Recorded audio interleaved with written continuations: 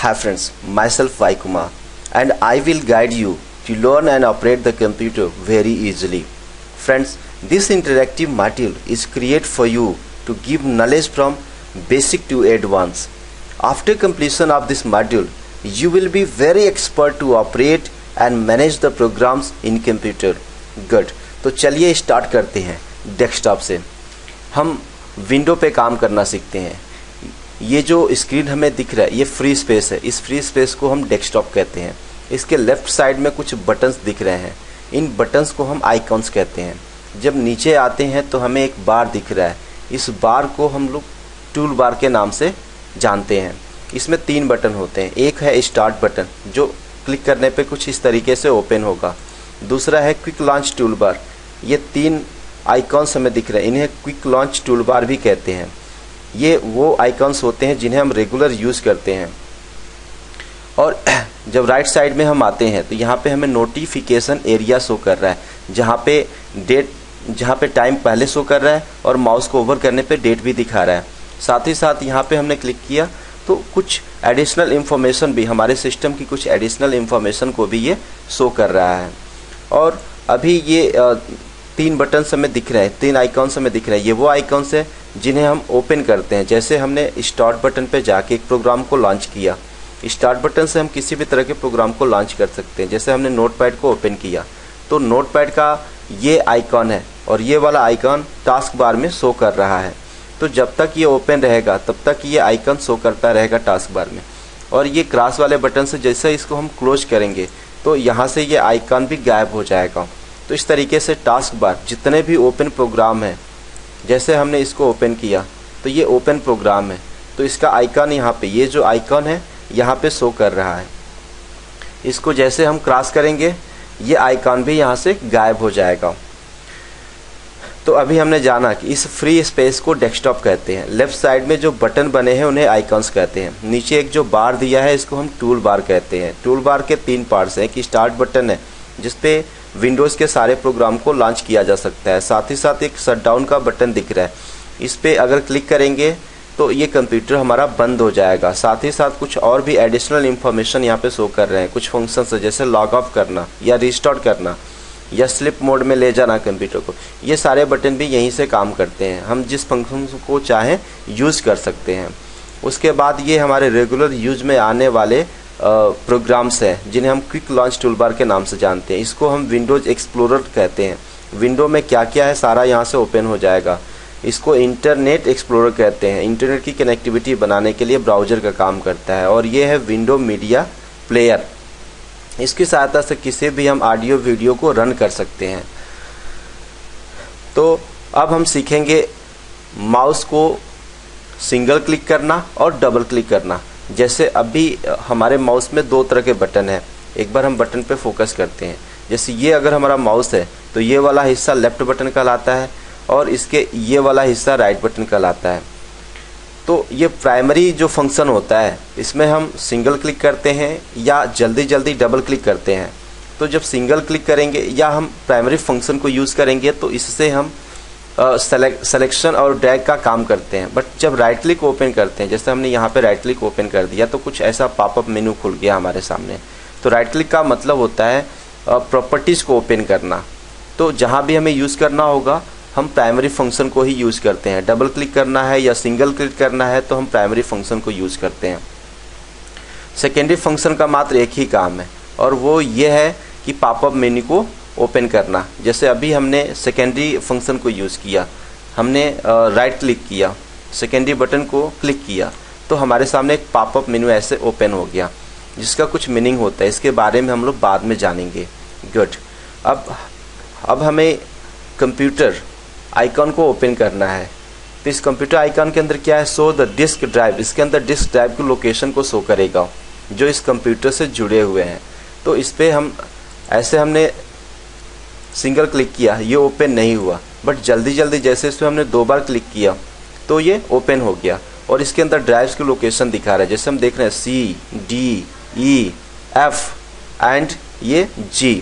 तो C में क्या होता है, कंप्यूटर के प्रोग्राम्स होते हैं, कंप्यूटर की फाइल्स होती हैं, कंप्यूटर की एप्लीकेशंस होती हैं। ये सिस्टम अपने लिए अपनी फाइलों को यहाँ पे अरेंज करता है। इसलिए सी में हमें अपने तरफ से किए गए कार्यों की फाइल को नहीं रखना चाहिए, हमें अपने डॉक्यूमेंट को सी में नहीं रखना चाहिए, क्योंकि अगर सिस्टम का भी फॉर्मेट होगा तो सी का सारा डेटा लॉस हो जाता है। इसलिए हमें अपनी जो भी हमने काम किए हैं, जो भी हमारी फाइल्स हैं, हम उन्हें डी में रखें, ई में रखें, एफ में रखें, क्योंकि ये सारे के सारे स्टोरेज हैं। सी का जो स्टोरेज है वो रिजर्व है सी के लिए, कंप्यूटर के प्राइमरी फंक्शंस के लिए या कंप्यूटर के सिस्टम फाइलों के लिए। बट डी, ई, एफ में हम अपने फाइल्स को रख सकते हैं, जैसे ऑडियो की फ़ाइल, वीडियो की फ़ाइल, गेम की फ़ाइल या हमारे किसी डॉक्यूमेंट की फ़ाइल, फोटोशॉप की फ़ाइल। तो इन सारे को हमें रखना होगा तो हम डी में रखेंगे, ई में रखेंगे, एफ में रखेंगे। कभी कभी क्या होता है, इसको हमने यहाँ क्रॉस वाले बटन से हमने इसको क्लोज कर दिया। कभी कभी क्या होता है कि हम लोग अपने फाइल्स को जो डेस्कटॉप पे जितना भी दिख रहा है, जो भी आइकन्स हमें डेस्कटॉप पे दिख रहा है, एक चीज़ हमें समझना होगा कि इन सारे का लोकेशन सी ड्राइव के अंदर ही होता है। इसलिए डेस्कटॉप पे भी हमें अपनी कोई फाइल सेव नहीं करनी चाहिए। नहीं तो अगर सी फॉर्मेट होगा, जैसे हमने डबल क्लिक करके ये ओपन किया, अगर सी फॉर्मेट होता है तो ये जो सारा डेटा डेस्कटॉप पे दिख रहा है सारा लॉस हो जाता है। इन आइकॉन्स में हम एक चीज़ और देख रहे हैं, ये एक एरो बना हुआ है। तो जिन आइकॉन्स पे एरो बना होता है उनको हम शॉर्टकट कहते हैं। जैसे हमने यहाँ पे राइट क्लिक किया, राइट क्लिक का मतलब सेकेंडरी फंक्शन अपने यूज़ किया, न्यू में गए तो न्यू में एक ये शॉर्टकट का एक एरो दिखा रहा है। तो जहाँ भी एरो दिखाएगा उसको हम बोलेंगे कि ये शॉर्टकट है। अब मैं आपको बताता हूँ फाइल्स और फोल्डर्स क्या होते हैं। तो हमने यहाँ पे राइट क्लिक किया यानी सेकेंडरी फंक्शन को यूज़ किया तो पॉपअप मेनू हमारे सामने ओपन हो गया। हम न्यू में गए, न्यू में जाके जैसे ही फोल्डर पे सिंगल क्लिक किया, सिंगल क्लिक का मतलब हो गया प्राइमरी फंक्शन। प्राइमरी फंक्शन को हमने यूज़ किया तो हमारे सामने पहले से एक न्यू फोल्डर का एक फ़ोल्डर बन गया और उसका नाम दे रहा है न्यू फोल्डर। हम इसको नाम चेंज करते हैं, नाम इसको रख देते हैं सिटी। गलत हो गया, नाम यहाँ पे रखते हैं सिटी और बाहर जैसे क्लिक करेंगे ये फोल्डर हमारा बनके तैयार हो गया। ये फोल्डर ऐसा फोल्डर है जो पूरी तरह से ब्लैंक है, कुछ भी डेटा इसमें नहीं है। तो ये फोल्डर का काम होता है, हम किसी फाइल को इसमें रख सकते हैं। जैसे हमारे सामने हमने इस पर क्लिक किया तो ये डायरेक्ट प्ले करने लगा। ये एक वीडियो फाइल है। दिया मेरे भारत ने, हमने यहाँ भारत ने, मेरे भारत ने इसको यहाँ से बंद कर दिया और ऊपर से क्रॉस बटन पे क्लोज कर दिया। अगर इस फाइल को हमने कहा था ड्रैग, जैसा कि हमने यहाँ पे देखा था कि प्राइमरी फंक्शन का जो यूज होता है ना, सेलेक्ट भी कर सकते हैं और ड्रैग भी कर सकते हैं। तो हम ड्रैगिंग सिस्टम अपना रहे हैं। इससे क्या होता है कि वो जो फाइल होती है वो ड्रैग करने पे वहाँ से उठ के उस फोल्डर के अंदर चली जाएगी। जैसे हमने इसको उठाया, इस फोल्डर के अंदर रख दिया, ड्रैग किया, तो जैसे ओपन करेंगे तो ये फाइल हमें यहाँ दिख रही है। अब इस फाइल का लोकेशन अब हमारे डेस्कटॉप पे स्टोर नहीं कर रहा है। हमने सिटी को ओपन किया, अपने फोल्डर को ओपन किया और इसको यहाँ से रन कर दिया, डबल क्लिक किया और ये रन करने लगा। जब जीरो दिया मेरे भारत ने, सभ्यता जहाँ पहले आई सभ्य, और यहाँ से क्लोज कर दिया। तो हमने देखा कि जब डेस्कटॉप पे था तभी ये फाइल रन कर रही थी और जब इस फोल्डर के अंदर आ गया तो भी ये फाइल रन कर रही है। फिर हम एक बार बताते हैं कि जितने भी आइकन्स यहाँ पे शो कर रहे हैं, जो भी फाइल्स होंगी, जो भी फोल्डर्स होंगे, उन सारे का लोकेशन कंप्यूटर के सी ड्राइव में होता है। इसलिए कोई भी फाइल हमें डेस्कटॉप पे सेव नहीं करनी चाहिए। गुड। हमें इस फोल्डर को डिलीट करना है।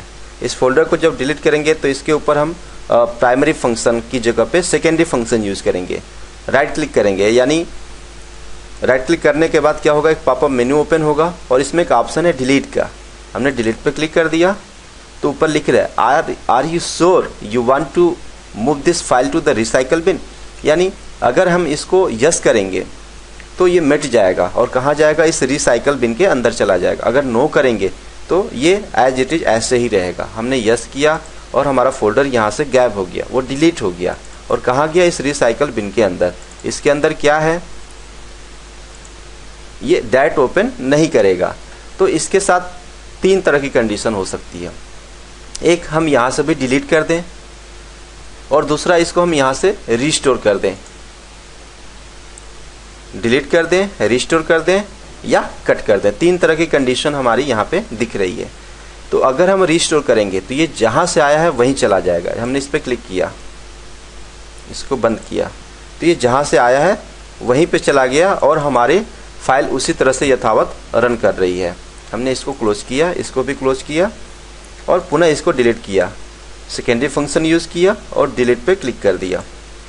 जैसे डिलीट पे क्लिक किया हमारे सामने फिर वही ऑप्शन आया, हमने यस किया, ये यहाँ से डेस्कटॉप से डिलीट हो गया और रिसाइकल बिन के अंदर चला गया। अगर हम यहाँ से भी इसको डिलीट करना चाहते हैं तो इम्पटी द रिसाइकल बिन, इस पर क्लिक कर देंगे, फिर यस करेंगे तो ये बोल रहा है परमानेंटली डिलीट के लिए, तो ये फोल्डर परमानेंटली डिलीट हो गया। गुड। जब ये फोल्डर परमानेंटली डिलीट हो गया तो उसको हम रिकवर नहीं कर सकते हैं। तो ये था हमारा कंप्यूटर का बेसिक्स, जिसमें हम फाइल को फोल्डर में रखना सीखें और साथ ही साथ उसको डिलीट करना सीखें। तो अब तक हम कुछ बेसिक चीज़ों के बारे में जान चुके हैं। तो okay friends, now I can hope that computer operating is like a game for you. Wish you all the best. Continue watching video lessons and be expert. Thanks.